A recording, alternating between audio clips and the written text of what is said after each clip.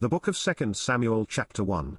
Now it came to pass after the death of Saul, when David was returned from the slaughter of the Amalekites, and David had abode 2 days in Ziklag, it came even to pass on the 3rd day, that, behold, a man came out of the camp from Saul with his clothes rent, and earth upon his head, and so it was, when he came to David, that he fell to the earth, and did obeisance. And David said unto him, From whence comest thou? And he said unto him, Out of the camp of Israel am I escaped. And David said unto him, How went the matter? I pray thee, tell me. And he answered, That the people are fled from the battle, and many of the people also are fallen and dead, and Saul and Jonathan his son are dead also. And David said unto the young man that told him, How knowest thou that Saul and Jonathan his son be dead? And the young man that told him said, As I happened by chance upon Mount Gilboa, behold, Saul leaned upon his spear, and, lo, the chariots and horsemen followed hard after him. And when he looked behind him, he saw me, and called unto me. And I answered, Here am I. And he said unto me, Who art thou? And I answered him, I am an Amalekite. He said unto me again, Stand, I pray thee, upon me, and slay me, for anguish is come upon me, because my life is yet whole in me. So I stood upon him, and slew him, because I was sure that he could not live after that he was fallen, and I took the crown that was upon his head, and the bracelet that was on his arm, and have brought them hither unto my lord.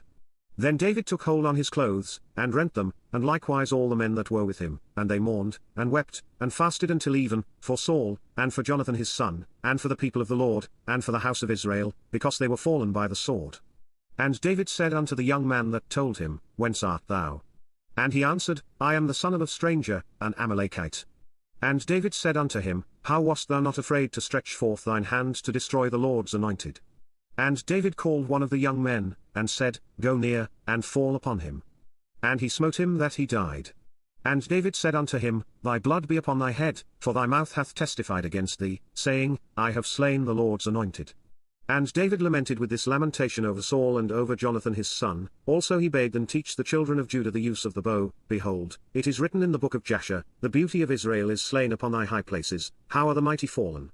Tell it not in Gath, publish it not in the streets of Askelon, lest the daughters of the Philistines rejoice, lest the daughters of the uncircumcised triumph. Ye mountains of Gilboa, let there be no dew, neither let there be rain, upon you, nor fields of offerings, for there the shield of the mighty is vilely cast away, the shield of Saul, as though he had not been anointed with oil.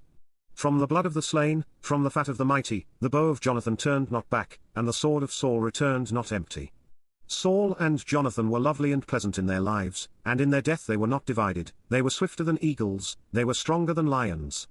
Ye daughters of Israel, weep over Saul, who clothed you in scarlet, with other delights, who put on ornaments of gold upon your apparel. How are the mighty fallen in the midst of the battle? O Jonathan, thou wast slain in thine high places. I am distressed for thee, my brother Jonathan, very pleasant hast thou been unto me, thy love to me was wonderful, passing the love of women. How are the mighty fallen, and the weapons of war perished?